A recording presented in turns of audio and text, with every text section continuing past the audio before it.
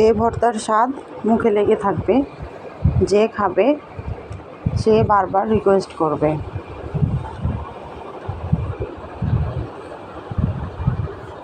আসসালামু আলাইকুম viewers, easy recipe by Nitu চ্যানেলে আপনাদের স্বাগতম। তো চলে এসেছি আরও একটা অসম্ভব মজাদার রেসিপি নিয়ে। আজকে আমি যে রেসিপি তৈরি করব সেটা হচ্ছে কলার মোচার ভর্তা। একবার খেলে বারবার খেতে মন চাইবে, অসাধারণ একটা রেসিপি। কলার মোচাটা সেদ্ধ করার জন্য প্যান বসিয়েছিলাম, সেদ্ধ হয়ে গিয়েছে। এ পর্যায়ে আমি 2 থেকে 3টা পেঁয়াজ, 1টা রসুন, 3টা শুকনো মরিচ হালকা ভেজে নেব।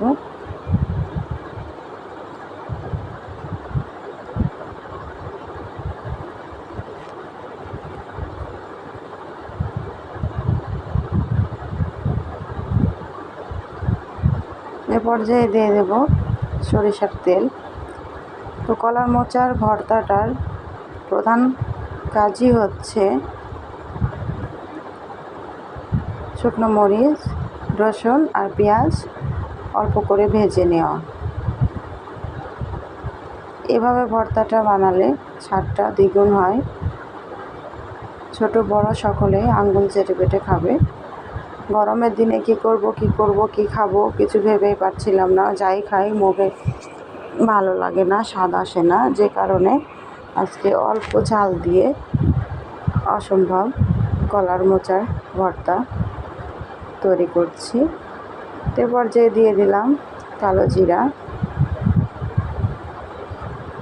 এখন আমি পাটায় পিষে নেব।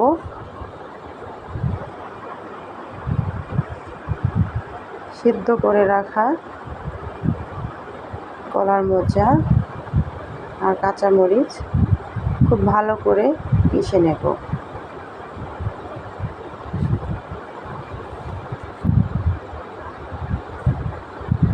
আবারও আমি চুলাটা অন করে নিলাম।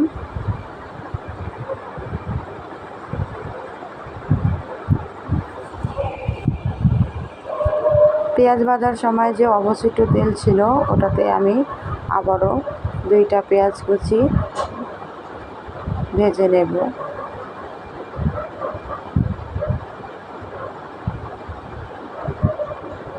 এ পর্যায়ে দিয়ে দেব বাঁশপাতা শুটকি। এখানে আমি 3টা শুটকি নিয়েছি, যেহেতু আমার কলার মোচা অল্প পরিমাণে। তো বেশি যদি হয় সে পর্যায়ে কিন্তু শুটকি কম বেশি করে নিতে পারেন আপনাদের স্বাদ অনুযায়ী। এ পর্যায়ে দিয়ে দেব স্বাদ মতো লবণ। আবারও নেড়ে চেড়ে ভেজে নেব।